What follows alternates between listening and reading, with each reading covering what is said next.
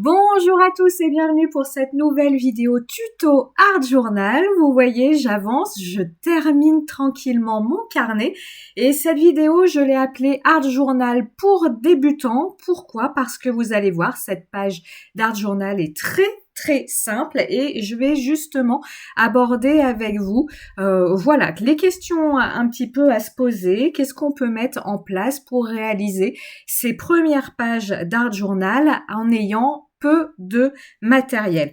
Alors, ce que je vous conseille, comme souvent, c'est de partir sur un thème qui vous plaît. Ça, vous le voyez, je vous le répète souvent dans de nombreuses vidéos, n'allez pas utiliser un tampon, une ambiance qui vous plaît, qui vous inspire moyennement, mais voilà, elle est à la mode, donc vous avez envie de vous y mettre. Non. Choisissez un thème qui vous plaît. Donc ici, je vais choisir de travailler ce lapin de chez Stampin' Bella, le lapin blanc de Alice au pays des merveilles. Et ce lapin blanc, donc c'est ma base de travail. On choisit son tampon principal. Et ce lapin blanc, je vais l'associer avec ce joli tampon montre rouage de chez Socai. Vous savez que c'est mon grand coup de cœur de cette collection. Et vous allez simplement avec le tampon motif, le tampon pour accessoiriser votre tampon principal, et bien vous allez avec ce tampon réaliser la technique du résiste. Pour cela, vous allez tamponner votre tampon soit une fois sur votre page comme je l'ai fait moi parce qu'il prend quand même beaucoup de place, donc soit vous le tamponnez une seule fois sur votre page en essayant de prévoir où est-ce que vous allez mettre votre tampon secondaire, celui qui est là vraiment pour accessoiriser votre tampon principal par rapport à là où vous allez poser votre tampon principal, ou alors vous allez venir choisir un tampon secondaire plus petit, beaucoup plus petit, et ce que vous pouvez faire, c'est venir le tamponner plusieurs fois sur votre fond de page. Ensuite, ce tampon, donc qui va vous servir de décor, ce tampon de fond, vous allez venir l'embosser à chaud. Donc ici, j'ai choisi de l'ancrer avec l'encre Versafine noire pour qu'il ressorte bien sur mon fond de page, mais vous pouvez choisir de l'embosser en blanc, de l'embosser dans n'importe quelle couleur. Soit, je vous ai fait une vidéo sur tout ce qu'il y a à savoir sur l'embossage à chaud.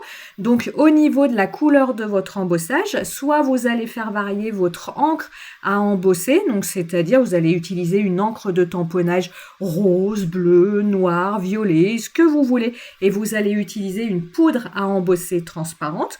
Soit vous allez utiliser une encre à embosser neutre, vous avez notamment la Versamark qui est transparente, et vous allez faire varier la couleur de votre poudre à embosser.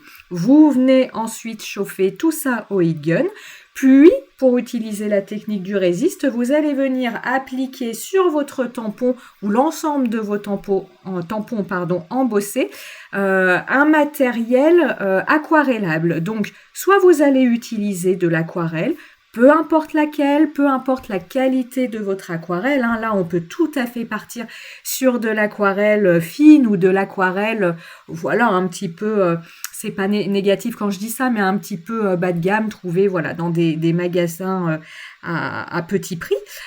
Soit vous allez utiliser, comme je l'ai fait ici, une poudre aquarellable. Ça, pareil, il en existe énormément, de toutes les couleurs, de tous les prix.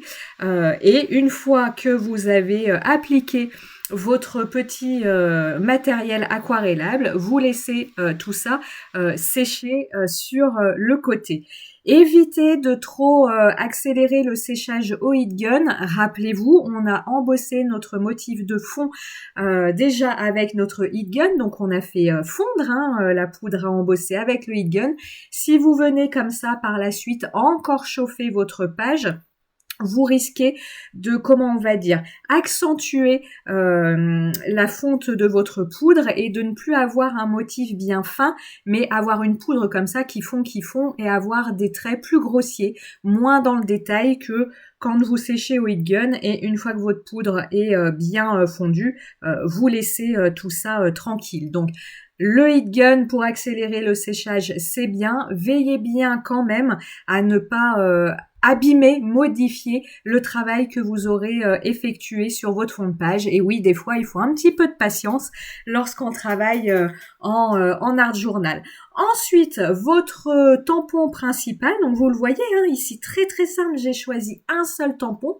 Vous allez venir le mettre en couleur avec absolument tout ce que vous souhaitez. Ici, j'ai choisi les crayons de couleur. Peut-être vous les reconnaissez. Ce sont les Polychromos de chez Faber-Castell. Vous pouvez utiliser des crayons de couleur, des feutres, de l'aquarelle. Peu importe, utilisez ce que vous avez à portée de main. Et pour ne pas vous compliquer la vie, eh bien, vous allez suivre le conseil de colorisation, enfin l'idée, l'inspiration de colorisation qui peut se trouver sur le packaging de votre tampon. C'est complètement ce que j'ai fait ici. Je n'ai pas modifié les couleurs. Il y a peut-être le couleur du fond de sa montre qui est un petit peu plus orangé qu'il n'est sur le packaging, tout simplement parce que j'avais pas forcément les mêmes couleurs qui sont sur le packaging, mais voilà. Commencez pas, lorsque vous débutez, à vous prendre la tête avec des combos couleurs, des associations de couleurs, des choses bien compliquées. Ça viendra après. Et je vais attirer votre attention sur un détail. Vous voyez le nœud de mon lapin. Donc ça, avant de créer ma page d'Art Journal, je savais que j'allais coloriser mon lapin de la même façon que le modèle le propose. Et j'attire votre attention sur le nœud car je suis partie sur les couleurs de son nœud pour choisir mes couleurs de ma poudre à embosser pour mon fond de page. Donc vous voyez, vous allez au niveau du modèle de colorisation, sélectionner une couleur pour être sûr d'avoir quelque chose qui matche bien. J'aurais pu choisir le rouge, j'aurais pu choisir le orange marron de la montre. Là, j'ai choisi d'utiliser le vert. Peut-être que cela signale une envie de printemps de mon côté. J'ai choisi le vert et je suis allée trouver une couleur qui se rapproche du vert de son nœud. Donc voilà, au niveau du combo couleur, lorsqu'on commence, ne vous embêtez pas à chercher des combos trop compliqués. Inspirez-vous du modèle de colorisation qu'on vous donne sur le packaging. Sélectionnez une couleur, reprenez cette couleur pour la couleur de votre fond et ça marchera à tous les coups. Alors là, on est moins pour les débutants, mais vous savez que je suis amoureuse de ma machine de découpe, donc mon petit lapin, je l'ai découpé avec ma Scan and Cut, toujours des résultats formidables avec cette machine. Et là, vous voyez mon fond, je commence à utiliser un petit peu plus de matériel pour venir texturer mon fond. Je viens utiliser un pochoir. Là, c'est un pochoir toujours de chez Sokai. Il y en existe de plein de marques différentes. Et je viens un petit peu texturer mon fond de page en utilisant une encre. Donc là, c'est une Distress Oxide, mais peu importe la marque de votre encre. Je viens appliquer une encre avec mon pochoir et ici pour une question un petit peu graphique, une question voilà, parce que ça me plaisait comme ça. Ces motifs de pochoir, vous voyez, je ne l'ai mis que sur le côté gauche de ma page. Je ne suis pas venue le mettre vers ma montre parce que je ne voulais pas que ma montre soit étouffée par le motif de pochoir. Donc je voulais vraiment amener un petit peu plus de texture, un petit peu plus de détails, mais attention dans l'équilibre, des fois trop de détails tue le détail, donc mettre comme ça en superposition du pochoir, des motifs, plein de choses. Des fois, ça fait un rendu qui respire pas beaucoup. Je vous explique pourquoi ici j'ai mis mes petites marques de pochoir à cet endroit-là. Et puis toujours pour faire des rappels de couleurs, il y a un truc qui fonctionne toujours bien. Ce sont les projections de marqueurs acryliques. Là, vous voyez, j'ai fait des projections orange. Pourquoi orange? Eh bien, tout simplement parce que ça rappelle le orange du fond de ma montre. Donc, vous voyez au niveau du choix des couleurs, là aussi, je fais pas compliqué. Mon fond de page, c'est le nœud de mon lapin. Mes projections au marqueur acrylique, c'est l'un des oranges que j'ai utilisé pour le fond de ma montre. C'est pas plus compliqué que ça. J'y ai ajouté un petit peu de détail avec des tampons qui étaient présents sur la planche de tampons de la montre Socai. Avec le petit lapin blanc, il n'y avait pas de planche de titre. Et puis voilà, hein, remonter le temps au fil du temps. On est bien dans le thème avec ces deux montres présentes sur ma page. Là, c'est un petit détail, nécessaire ou pas, ce sera à vous de voir. J'aime bien, lorsque je fais une page d'Art Journal, de venir un petit peu l'encadrer. Comme on dit, ça permet au regard de se centrer sur les éléments principaux de notre page. Pour autant, j'aime pas, alors ça c'est vraiment un goût personnel, j'aime pas encadrer mes pages en entier. Je fais toujours comme ça, sur la moitié du cadre. Soit je pars en haut et je redescends sur le côté gauche, le côté droit, ou je pars en bas comme ici. Peu importe. Après, ça c'est vraiment une histoire de goût.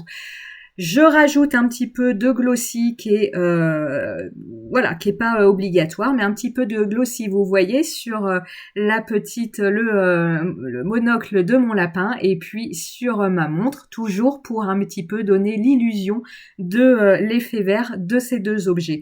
Et voilà, ma page est terminée. Comme toujours, j'espère qu'elle vous aura plu, j'espère qu'elle vous aura donné des pistes de réflexion pour ceux qui souhaitent débuter, et de vous montrer que ça n'est pas plus compliqué que ça de réaliser une petite page d'Art Journal qui a été ici très vite fait. Je vous souhaite une très bonne journée et vous dis à très bientôt. Ciao, ciao, bye.